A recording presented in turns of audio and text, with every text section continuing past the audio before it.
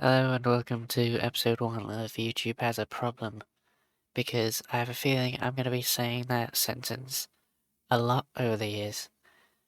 Today's problem is, for some reason, in recent months, uh, YouTube has just decided to stop putting people's videos out there. And I noticed this, where was it? Yeah, here.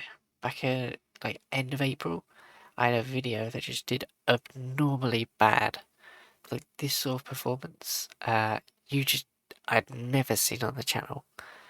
5 views, that unheard of for me. And I thought, okay, it's not about the numbers. Yeah, I'm allowed to have a little stinker every now and again. But you look before it, and they're all fairly decent videos, all pushing around like 15 video or like 10 views at least. Usually around 20 or more. We've had a few really good ones this year. But yeah, 5 views, well, I can deal with that.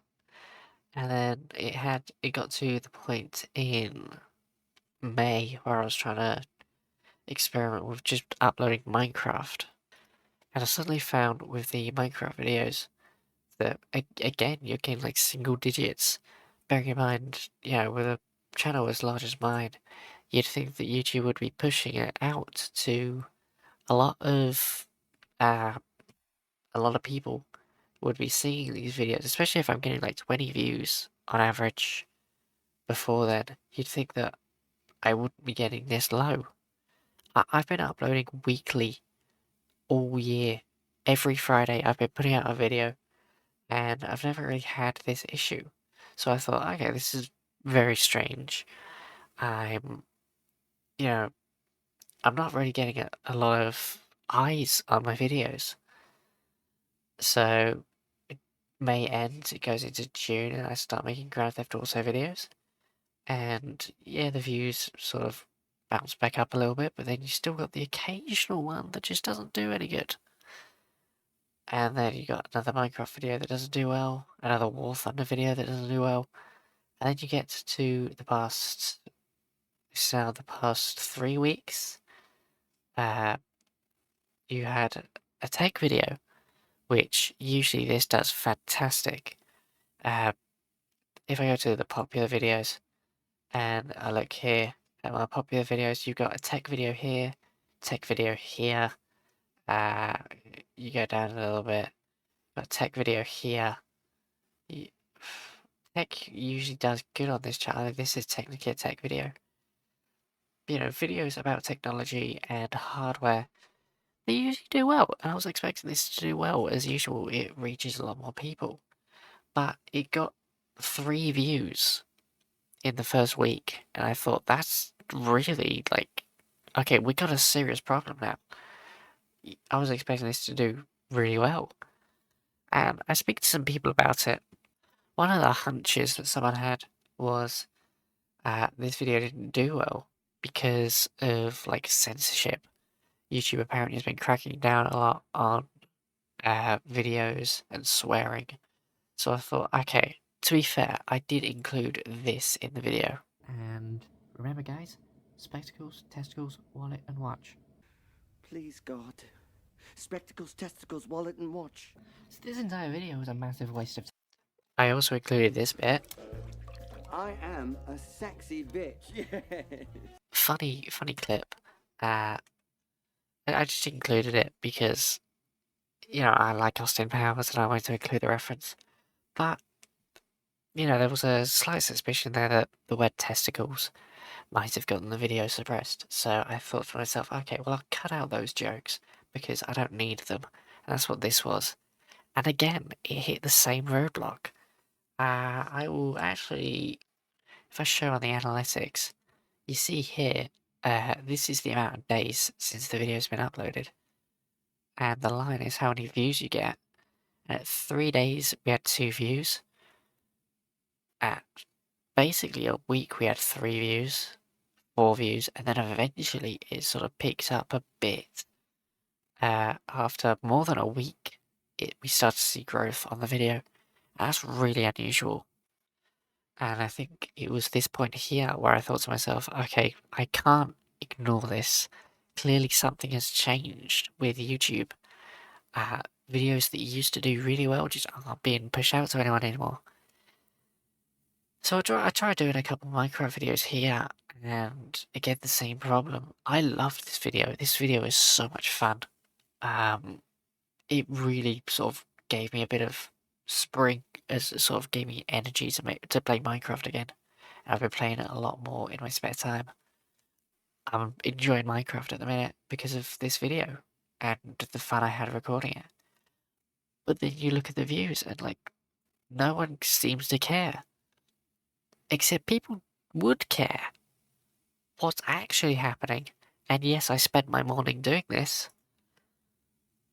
I've got a spreadsheet here, and you can see I've mapped out the views a video gets and the impressions it gets as well. Views are basically how many people click on the video and watch it. Impressions are how many people actually see your video. So if it's on the home screen, or if it's in like the recommended tab, or if it comes up on like a coming up next or something, someone will, if it comes up anywhere there, if YouTube shows the thumbnail to you, that's an impression. That's what it's measuring. So the last video, I've had a look at the analytics. Like that video I was really proud of. 90 people saw it. 93. 93.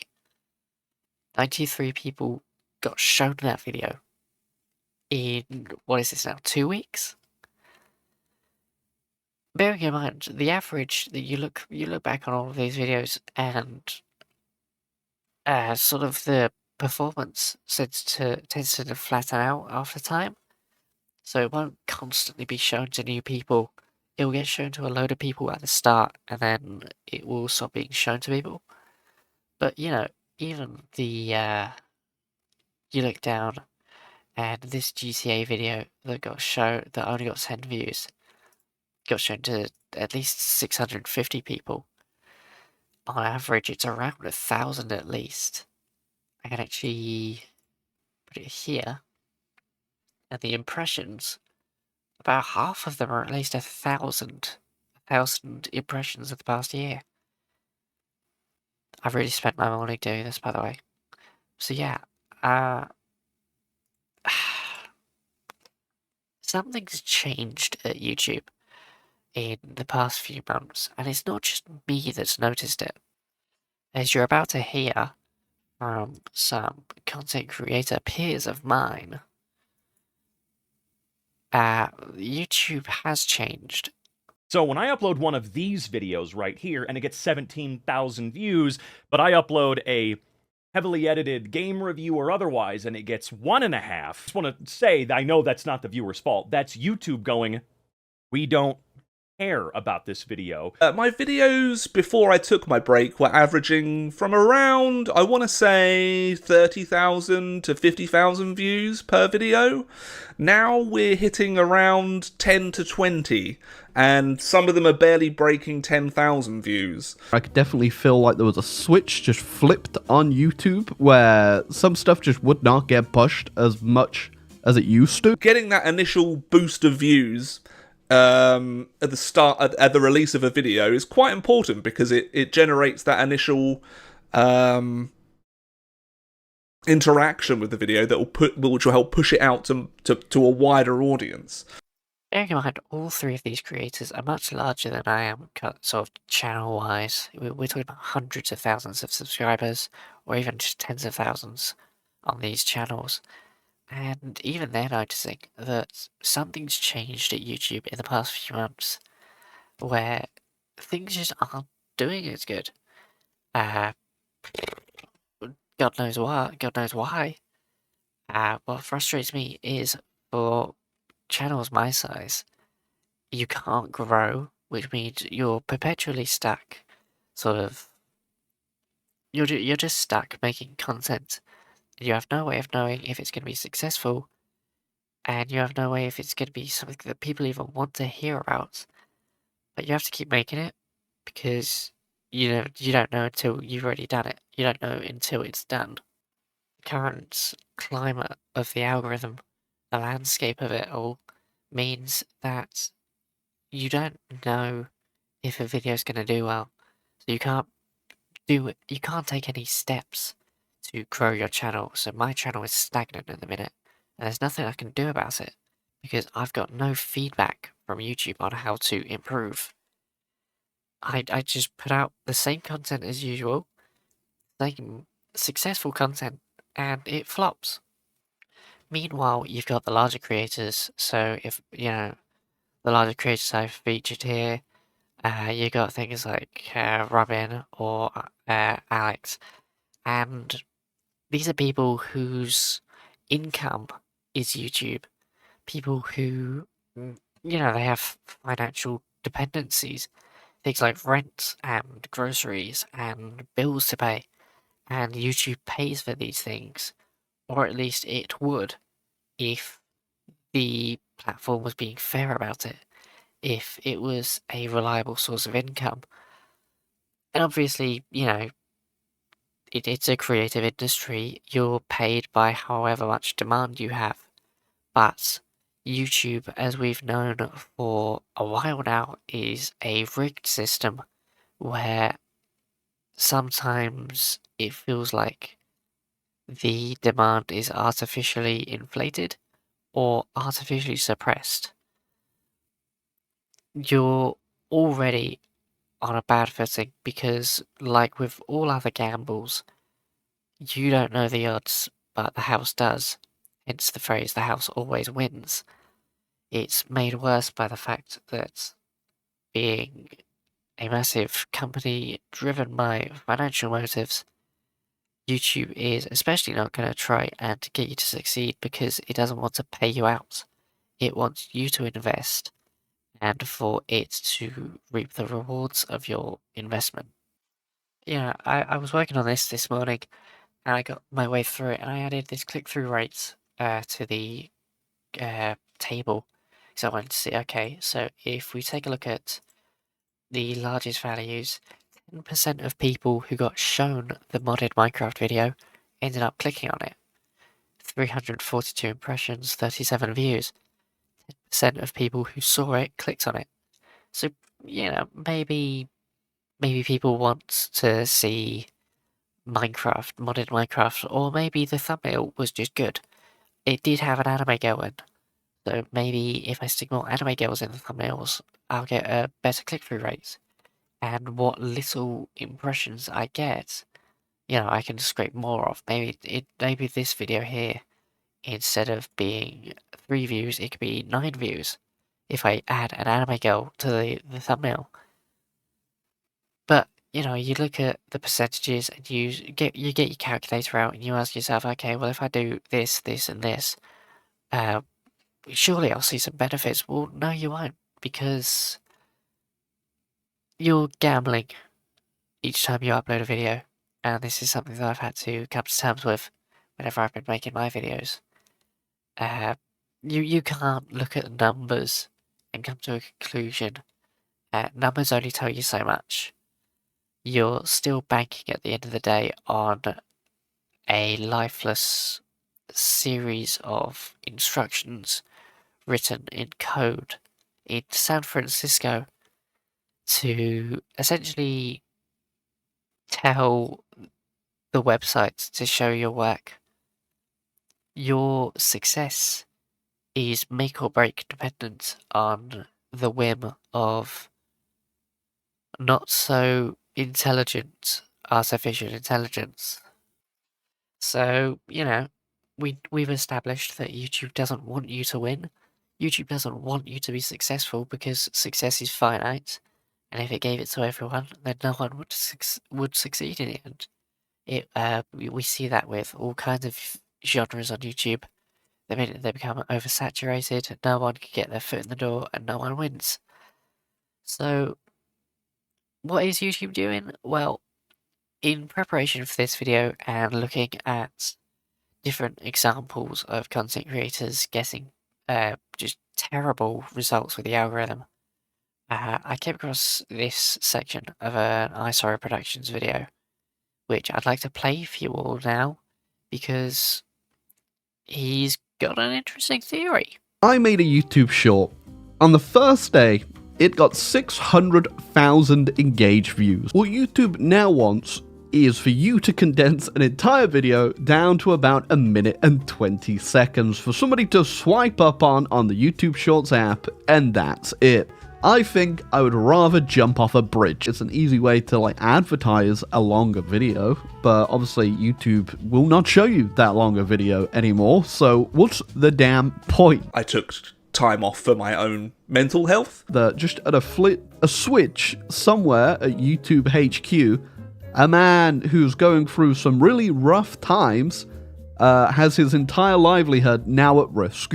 I think that's messed up. So by the time YouTube may have switched this magical switch back on, people like Alex start getting these views again. Guess what? Alex won't be making videos on YouTube anymore at that point because he won't be able to. Alex talks about on his video that he obviously now has to move to other platforms like streaming to make up the income to even produce the videos. And realistically, you can't be like, hey YouTube, you know, you're hurting all these people, because YouTube doesn't give a damn. YouTube sees all those views now go to Mr. Jimmy Beast.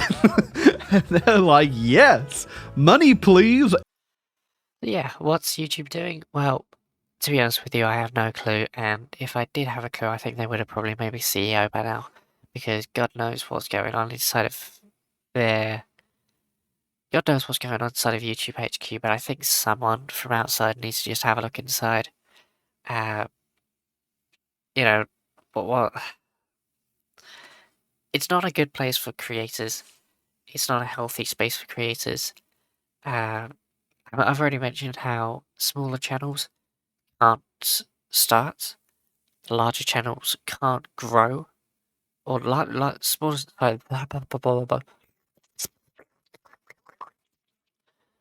smaller channels can't grow on the platform, and larger channels can't thrive on the platform, which basically means that, you know, people with bills and houses to pay off, you know, people dependent on the income that YouTube generates, they're getting screwed over.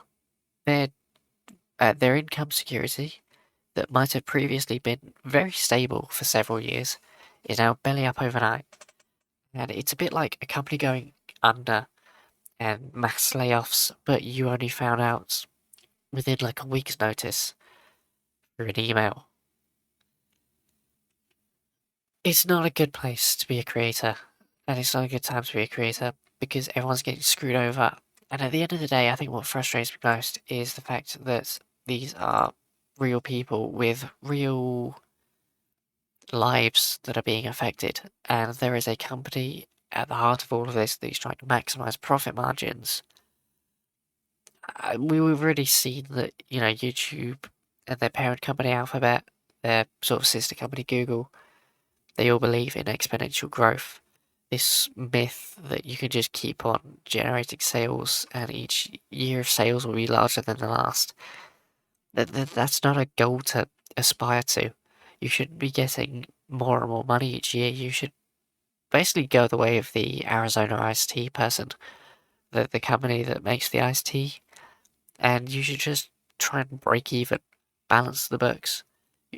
You know, exponential growth is a myth and it doesn't exist, and I'm sick and tired of channels and creators getting screwed over financially and in terms of their living conditions. Their real lives are being made worse because a company wants to squeeze profits out of them.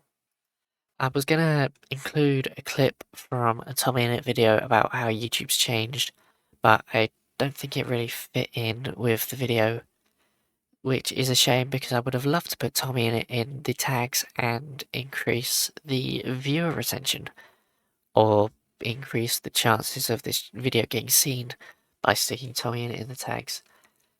Can't do that, unfortunately. I'm just gonna have to put up without. What I can say is that YouTube is not a good place to make videos that you want to make at the minute. You have to make what's marketable, and that really frustrates me because there are a lot of things that I could make. There are a lot of things that I want to make, but I have no guarantee that it's going to be seen by anyone. And I don't really want to put a month of work into something that... Okay, granted, I could do it for myself, but when it comes to this channel, one of the things that I really want is to be able to share my passions with people. You know, that's why I play War Thunder, even though War Thunder's never done well on the channel. It's why I just start Let's Play videos, because I want to play Minecraft with an audience. It's why I was so stubborn way back when, recording Modern Warfare videos. This is the last video that I did. I gave up after this point because it just wasn't tracking well on the channel. Nobody was watching these videos, but I kept playing Modern Warfare for like 3.5 years. Even though nobody was watching it, I would still record it because I love that game and I wanted to share it with people. Sometimes I just make videos for the sake of making them because I want to like show them off.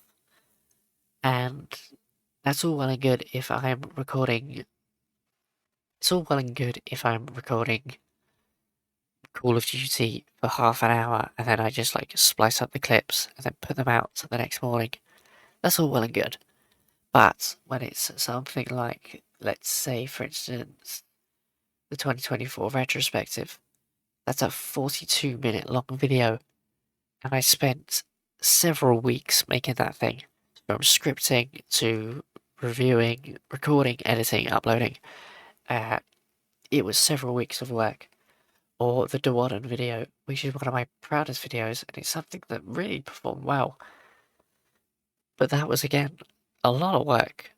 It was a lot more effort. And I don't want to put all of that in. I don't want to put all that effort in just to... You know, I want to share these things with people. That's why I make video essays occasionally, like the Dewadden one, or the retrospectives, is because I want to share something with people. But if you got nothing to share it, if you got no one to share that with, what's the point? I do worry when it comes to YouTube. I do ask myself at times, what is the point? What's the point of me uploading videos? Should I just quit? And then two things happen. I think to myself, well, if I quit, then the thing's going to take over me is some slop channel that's pumping out content that's really just not good. And I don't want my absence to give way to just worse quality content.